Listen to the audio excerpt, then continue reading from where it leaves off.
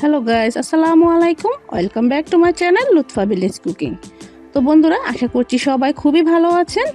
তো আজ আপনাদের দুই ধরনের খুবই মজাদার ও ক্রিস্পি নাস্তার দুটো রেসিপি শেয়ার করব, যেসব নাস্তাগুলো কিন্তু দেখলেই জিভে জল চলে আসে। আর এইসব নাস্তাগুলো খাওয়ার জন্য কিন্তু আমরা রেস্টুরেন্টে ছুটে যাই, আর বাচ্চারাও কিন্তু খেতে খুবই পছন্দ করে। তো আপনারা থাম্বনেল এবং টাইটেল দেখেই কিন্তু বুঝতে পারছেন আমি আজকে আপনাদের কি তৈরি করে দেখাবো। খুবই মজাদার এবং মুচমুচে আলুর চপ আর আলুর পুরির রেসিপি দুইটা আপনাদের সাথে শেয়ার করছি। একদম দোকানের মতন হবে, পারফেক্ট। আশা করছি রেসিপিটা আপনাদের কাছে খুবই ভালো লাগবে। আর বন্ধুরা, এরকম মজার মজার আরও রেসিপি দেখতে চাইলে অবশ্যই লুৎফা ভিলেজ কুকিং চ্যানেলটি সাবস্ক্রাইব করে পাশে থাকা বেল বাটনটিও ক্লিক করে রাখবেন এরকম মজার মজার রেসিপি পাওয়ার জন্য। আর প্রথমে এখানে আমি আলু চপের জন্য ব্যাটারটা তৈরি করে নিচ্ছি। তার জন্য 1 কাপ পরিমাণ নিয়ে নিয়েছি বেসন, 2 টেবিল চামচ নিয়েছি কর্নফ্লাওয়ার, আর এখানে আমি 1/2 চামচ পরিমাণ নিয়েছি বেকিং পাউডার। তো বন্ধুরা, এখানে যদি আপনারা বেকিং সোডা ইউজ করেন তাহলে অবশ্যই বেকিং পাউডার থেকে অর্ধেক পরিমাণ দিতে হবে। দিয়ে দিচ্ছি 1 চামচ পরিমাণ ধনেপাতা কুচি, আর একটা ম্যাগি মশলার অর্ধেকটা দিয়েছি। স্বাদ মতো দিয়ে দিচ্ছি লবণ, 1/2 চামচ পরিমাণ হলুদ গুঁড়া, আর 1/2 চামচ পরিমাণ মরিচের গুঁড়া। এই দুটো উপকরণ দিলে কিন্তু খুবই সুন্দর কালার আসে। তো এখন শুকনো উপকরণগুলো একটু ভালো করে মিশিয়ে নিচ্ছি। তো একটু ভালো করে মিশিয়ে নিতে হবে। তো বন্ধুরা দেখুন, খুব ভালো করে আমি মিশিয়ে নিয়েছি। এখন আমি নর্মাল পানি অ্যাড করে খুবই মোটামুটি ঘন একটা ব্যাটার তৈরি করে নিব। আর এমন ঘন করা যাবে না যে একদম থকথকা হয়ে যাবে। তো দেখুন কিভাবে আমি ব্যাটারটা তৈরি করে নিচ্ছি, এভাবে অল্প অল্প পানি অ্যাড করে। তো দেখুন ব্যাটারের ঘনত্বটা আপনাদের দেখিয়ে দিচ্ছি, এরকম ঘনত্বের কিন্তু ব্যাটারটা হবে। তো এখন আমি এটা সাইডে রেখে দিচ্ছি। আলুর চপের জন্য ভিতরের জন্য যে ভর্তাটা সেটা তৈরি করার জন্য এখানে আমি আলুগুলো সিদ্ধ করে নিয়েছি আগে থেকে। এখন আমি খুব ভালো করে ম্যাশ করে নিব। হাত ভাঙা করে নিলে কিন্তু আলুর চপটা খেতে খুব ভালো লাগে না, তাই একদম ম্যাশ করে নেবেন, তাহলে দেখবেন চপটা খেতেও কিন্তু খুব ভালো লাগবে। তো দেখুন সবগুলো আলু কিন্তু একদম মিহি করে আমি ম্যাশ করে নিয়েছি। আর এখানে নিচ্ছি আমি শুকনা মরিচ।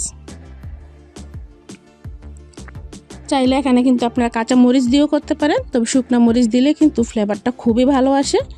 আর দিয়েছি স্বাদ মতো লবণ। প্রথমে আমি লবণ এবং শুকনা মরিচটা একটু ভালো করে কষলিয়ে নিচ্ছি। লবণের সাথে শুকনা মরিচটা দিয়ে কষলালে কিন্তু মরিচটা খুব তাড়াতাড়ি ভেঙে যায়। আর 1 চামচ দিয়ে দিচ্ছি পেঁয়াজ কুচি, আর 1 টেবিল চামচ দিয়ে দিচ্ছি ধনেপাতা কুচি। দিয়ে সব উপকরণগুলো আবারও ভালো করে একটু কষলিয়ে নিচ্ছি মরিচের সাথে। তো বন্ধুরা দেখুন, যে বাকি অর্ধেকটা ম্যাগি মশলা ছিল সেটাও দিয়ে দিচ্ছি। হাতের কাছে ম্যাগি মশলা না থাকলে কিন্তু এখানে আপনারা চাট মশলা কিন্তু 1/2 চামচ করে ইউজ করতে পারেন। ব্যাটারে দিবেন 1/2 চামচ পরিমাণ, আর ভর্তায় 1/2 চামচ পরিমাণ দিবেন। তো এখন সব উপকরণগুলো প্রথমে হালকা করে একটু মেখে তারপর দিয়ে দিচ্ছি সরিষার তেল 1.5 টেবিল চামচ। সরিষার তেলটা দেওয়ার কারণে কিন্তু খুবই একটা স্পাইসি একটা ফ্লেভার আসবে। দেখুন এখন হাত দিয়ে একটু ভালো করে কষলে সব উপকরণগুলো ভালো করে মেখে নিতে হবে, যাতে কোনো অংশ ফাঁকা না থাকে, সম্পূর্ণভাবে ভালো করে মেখে নিতে হবে। তো দেখুন খুব ভালো করে আমি মেখে নিয়েছি। এখন আমি একে একে চপগুলো তৈরি করে নিচ্ছি। চপগুলো যদি এভাবে তৈরি করা থাকে তাহলে কিন্তু ভাজতে আর সময় লাগে না, মাত্র 5-6 মিনিটের মধ্যে কিন্তু সম্পূর্ণ চপগুলো ভাজা হয়ে যায়। তো দেখুন একে একে আমি সবগুলো চপ এভাবে তৈরি করে নিচ্ছি। তো সবগুলো চপ কিন্তু তৈরি করা হয়ে গেছে। এখন চলে যাচ্ছি আমি চুলায়। তো চুলায় প্যান বসিয়ে তেল দিয়ে দিচ্ছি। আর এখানে কিন্তু অবশ্যই খেয়াল রাখবেন চপগুলো কিন্তু ডুবো তেলে ভাজার চেষ্টা করবেন, তাহলে দেখবেন চপগুলো খুবই সুন্দর ফুলকো হবে। এরপর আমি ব্যাটারটাকে খুব ভালো করে আর কিছুক্ষণ 2 থেকে 3 মিনিটের মতো ফেটিয়ে নেব। এ পর্যায়ে যদি আপনি খুব ভালো করে ফেটান তাহলে কিন্তু 1 ঘন্টা পর্যন্ত আপনার আলুর চপটা খুবই মুচমুচে থাকবে। তো অবশ্যই চপ তৈরি করার জন্য ছোট ছোট টিপসগুলো ফলো করবেন। তো দেখুন আমি কিন্তু 5 থেকে 6 মিনিটের মতো বা 3 থেকে 4 মিনিটের মতো এরকম সময় ধরে কিন্তু ফেটিয়েও নিতে পারেন। তারপর একটা চপ দিয়ে আমি ব্যাটারের মধ্যে ডুবিয়ে একটা কাঁটার চামচের সাহায্যে ভালো করে কোট করে এক্সট্রা ব্যাটারটা আমি ঝেড়ে ফেলে দিচ্ছি। তারপর আমি একে একে তেলের মধ্যে দিয়ে দিচ্ছি। আর এখানে তেলটা কিন্তু হাই হিটে গরম করে তারপর দিতে হবে। তেলটা যখন হাই হিটে গরম হয়ে যাবে তারপর চুলার হিটটা মিডিয়ামে রেখে একে একে আলুর চপগুলো দিতে হবে, তাহলে দেখবেন চপগুলো খুব সুন্দরভাবে ফুলকো হবে। তো যখন দেখবেন এক সাইডে হালকাভাবে কালার চলে এসেছে তখন এভাবে উল্টিয়ে দিতে হবে। তো এভাবে কিন্তু উল্টে পাল্টে মিডিয়াম আঁচে খুবই মুচমুচে করে ভেজে নিতে হবে। তো কিন্তু ভাজাভাজির কাজটা কিন্তু একটু সময় নিয়ে করবেন, তাহলে দেখবেন আপনার চপটা কিন্তু খুবই মুচমুচে থাকবে। মিডিয়াম আঁচে ভাজতে হবে। আর যদি আপনি হাই হিটে ভাজেন তাহলে কিন্তু উপর থেকে কালার চলে আসবে, এটা কিন্তু খুব তাড়াতাড়ি নেতিও যাবে। তো দেখুন ভাজতে ভাজতে কিন্তু কালারটা অনেকটাই চেঞ্জ হয়ে গেছে, এখন কিন্তু অনেকটাই মুচমুচে হয়েছে। তো যেহেতু এটাকে আমি 1 ঘন্টা পর্যন্ত রাখতে চাচ্ছি, তাই আরও কিছুক্ষণ ভেজে নিচ্ছি। তো যখন এই পর্যায়ে খুব সুন্দর একটা কালার চলে আসবে, তখনই কিন্তু চুলার হিটটা আপনারা চাইলে একটু কমিয়েও দিতে পারেন, আর তা না হলে মিডিয়াম হিটেও ভেজে নিতে পারেন। তো দেখুন এভাবে উল্টে পাল্টে একদম মুচমুচে করে ভেজে নিয়েছি। দেখতে কতটা ফুলকো দেখাচ্ছে আপনারা কিন্তু দেখেই বুঝতে পারছেন, আর কতটা পারফেক্টভাবে তৈরি করেছি আমি। তো আশা করছি আপনারাও বাসায় এভাবে ট্রাই করবেন।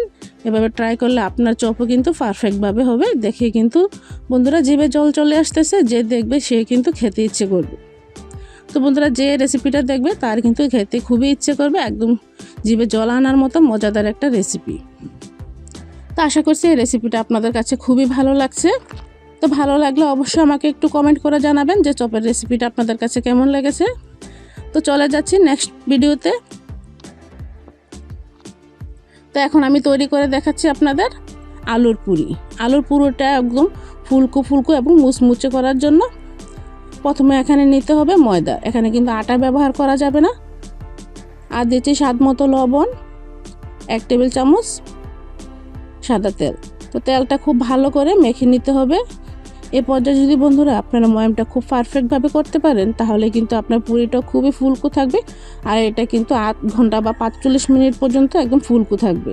তো বুঝতেই পারছেন কীভাবে ময়ামটা করে নিতে হবে, কষলে কষলে কিন্তু ময়ামটা করে নিতে হবে। তো বুঝতে পারবেন কীভাবে মুট করলে যদি দলা পাখি আসে, তখনই বুঝবেন যে আপনার ময়ামটা একদমই পারফেক্ট। তখনই এখানে আমি নর্মাল পানি অ্যাড করে একটা মোটামুটি শক্ত একটা ব্যাটার তৈরি করে নিব। একদম নরম করা কিন্তু যাবে না, তা অল্প অল্প পানি অ্যাড করে কিন্তু ব্যাটারটা শক্ত করে নিতে হবে।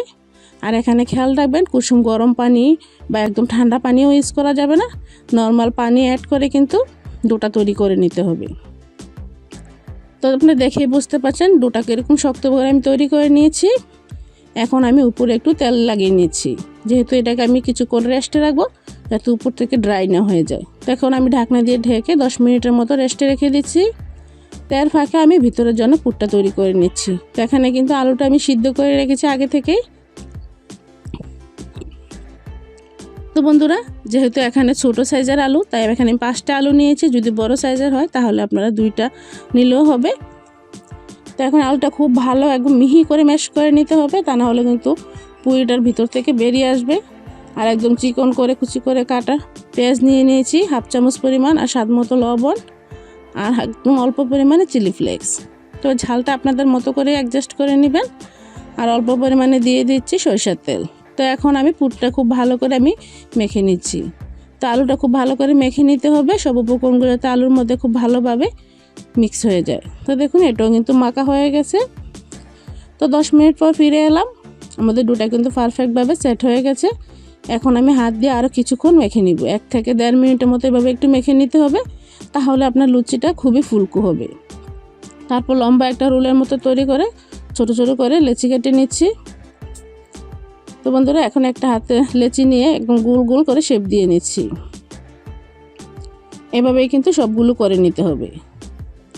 তারপর হাত দিয়ে এভাবে চ্যাপটা করে নিচ্ছি। সাইডের অংশগুলো কিন্তু একটু মোটা রেখে মাঝখানের অংশে আমি পুরটা দিয়ে নিচ্ছি।